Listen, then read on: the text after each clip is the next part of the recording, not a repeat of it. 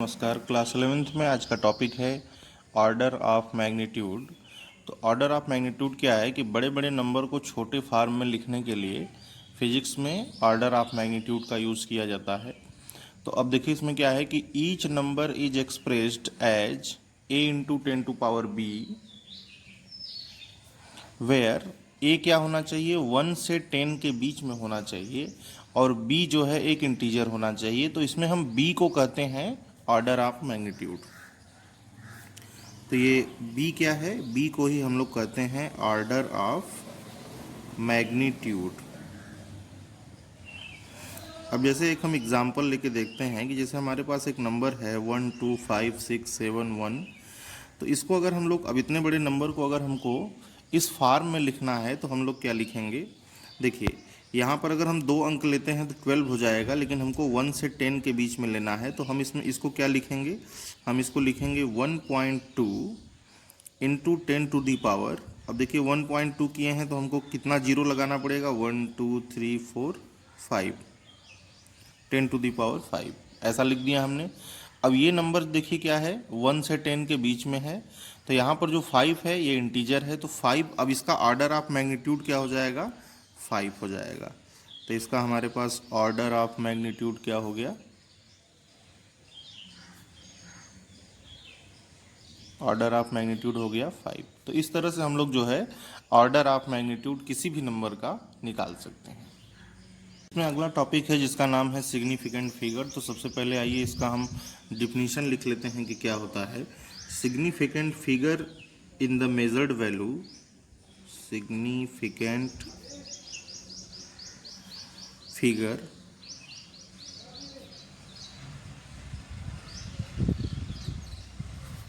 in the measured value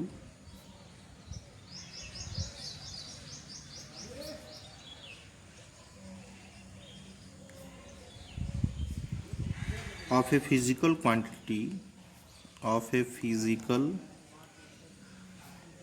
quantity provide information regarding the number of digits, the number of digits in which we have confidence।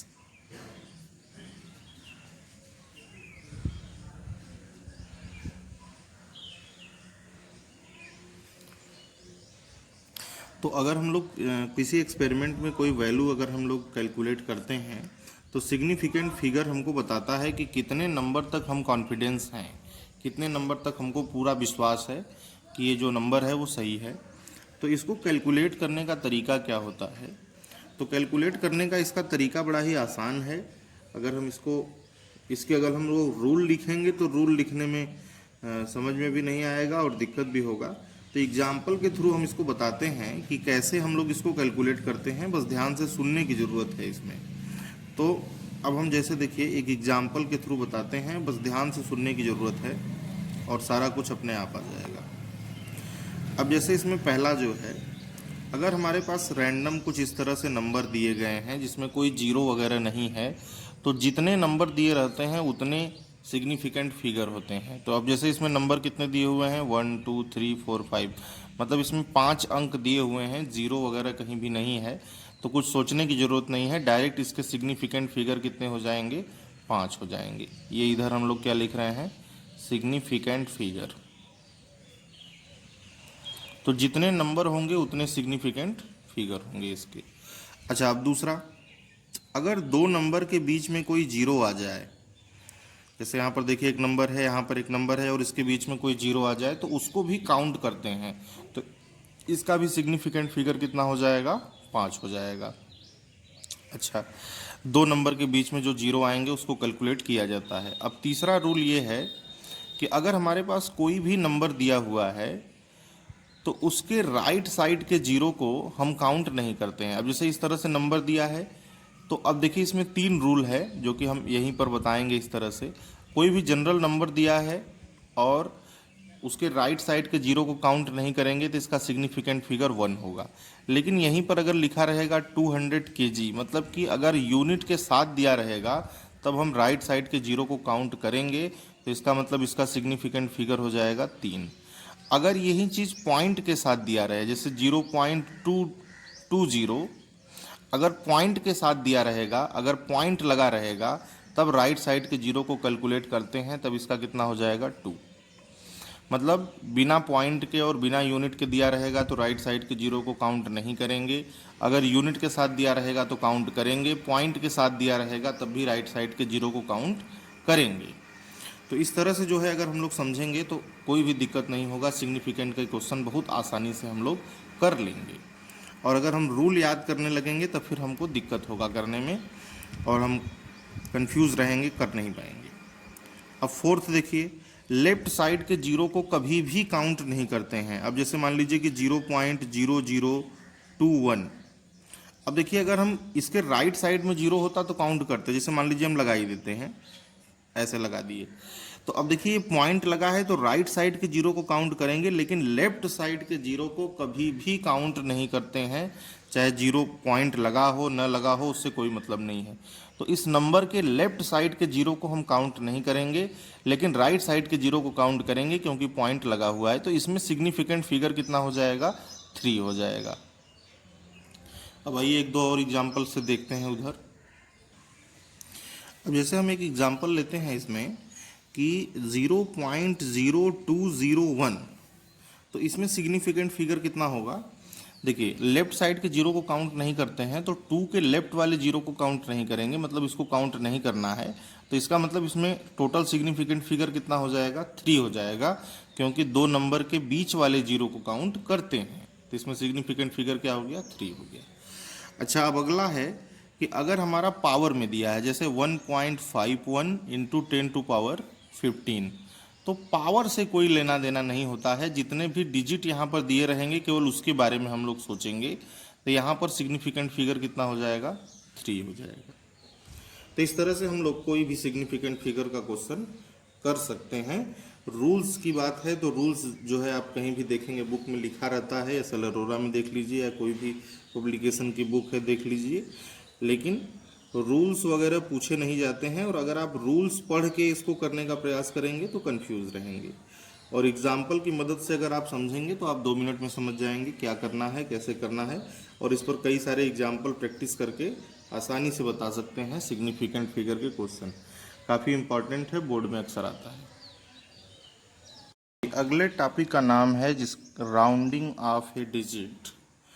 तो rounding off ए digit का मतलब है कि जब हम कोई कैलकुलेशन करेंगे तो उसमें जो है अप्रॉक्सीमेशन लेने की हमको ज़रूरत पड़ती है, एक अप्रॉक्सीमेट वैल्यू लिखने की ज़रूरत पड़ती है। तो अप्रॉक्सीमेशन कैसे लें, उसके लिए जो है हमको राउंडिंग ऑफ सीखना पड़ेगा।